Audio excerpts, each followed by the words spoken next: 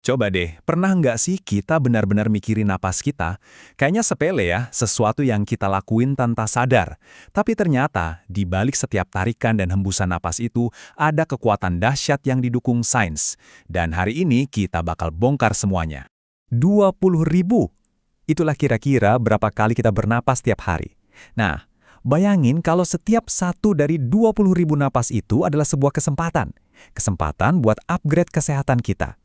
Di sini kita bakal lihat bareng-bareng kalau bernapas itu bukan cuma proses otomatis, tapi bisa jadi superpower kita yang selama ini tersembunyi.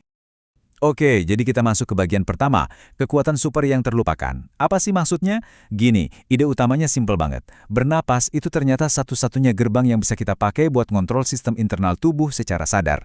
Anggap aja ini jembatan antara pikiran kita dan semua fungsi otomatis di tubuh, kayak detak jantung atau pencernaan. Nah, disinilah letak kuncinya. Coba deh, kita kan nggak bisa nyuruh jantung kita, detaknya pelanin dikit dong. Atau nyuruh perut kita, stop mencerna dulu. Nggak bisa kan? Tapi kalau napas, beda. Kita bisa tahan, kita bisa perlambat, kita bisa percepat. Sesuka kita. Nah, kemampuan inilah yang jadi semacam password buat masuk ke panel kontrol internal tubuh kita. Lanjut, kita bakal bahas gimana caranya meretas sistem saraf Anda. Kedengarannya keren ya, tapi emang bener.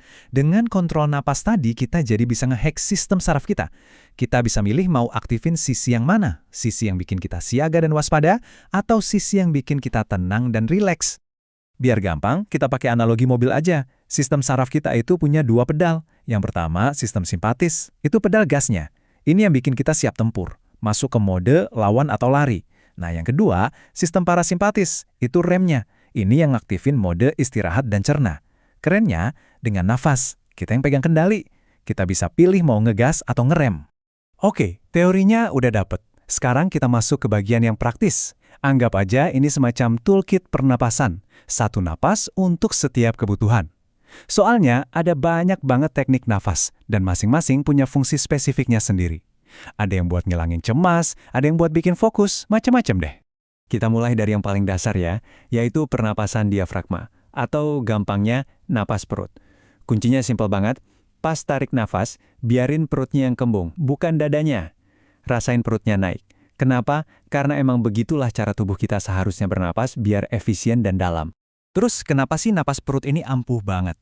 Jadi gini, gerakan perut itu secara langsung nyolek atau menstimulasi saraf vagus. Anggap aja saraf vagus ini kayak kabel fiber optik super penting yang nyambungin otak ke semua organ vital. Nah, pas kita aktifin saraf ini lewat napas perut, itu sama aja kayak kita ngirim pesan ke seluruh tubuh. Woi, aman, waktunya rileks. Oke, teknik selanjutnya ini lebih spesifik. Namanya nafas 478. Anggap aja ini obat penenang alami buat sistem saraf. Kuncinya ada di ritmenya, terutama pas buang nafas yang lebih panjang. Ini kayak maksa tubuh kita buat sabar, pelan-pelan, dan dampaknya kerasa banget. Karena dia nekan respon stres, teknik ini jitu banget buat ngatasin cemas yang tiba-tiba datang. Atau pernah nggak sih malam-malam pikiran malah makin rame? Nah, coba deh lakuin napas 478 beberapa kali. Bisa bantu banget bikin otak adem dan siap buat tidur. Berikutnya, ada yang namanya pernapasan kotak atau box breathing. Kenapa kotak? Soalnya polanya simetris. Tarik, tahan, buang, tahan. Semua durasinya sama. Gampang banget diingat. Dan ini alat yang ampuh banget buat balikin fokus dan ngatur emosi. Bener-bener kayak ngegambar kotak pakai napas kita. Nah, ini juaranya buat ngelola stres on the spot. Pas kita nahan napas secara terkontrol, itu kayak ngaktifin pusat kendali di otak kita. Hasilnya, kita jadi bisa ngerespon situasi dengan lebih tenang, lebih jernih, bukan reaktif yang impulsif. Oke, kita udah lihat beberapa teknik spesifik. Sekarang, ayo kita zoom out sedikit, lihat gambaran besarnya. Apa sih sebenarnya dampak dari semua latihan ini buat tubuh kita sampai ke level organ? Manfaatnya itu bukan cuma perasaan tenang aja loh, kita ngomongin perubahan fisik yang beneran terjadi. Paru-paru jadi lebih efisien, jantung lebih stabil, otak jadi lebih fokus, bahkan sistem pencernaan dan imun kita juga ikut membaik. Ini ibaratnya kayak sistem update buat seluruh tubuh.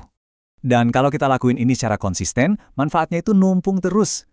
Latihan napas yang rutin bisa banget nurunin resiko penyakit-penyakit kronis, dari penyakit jantung sampai gangguan kecemasan. Ini tuh kayak investasi kesehatan jangka panjang yang kuat banget. Wah, keren banget ya semua informasinya. Tapi yang paling penting kan, gimana cara mulainya? Nah, di bagian terakhir ini, kita bakal kasih panduan yang simple dan aman buat Anda memulai. Kuncinya satu, jangan maksa.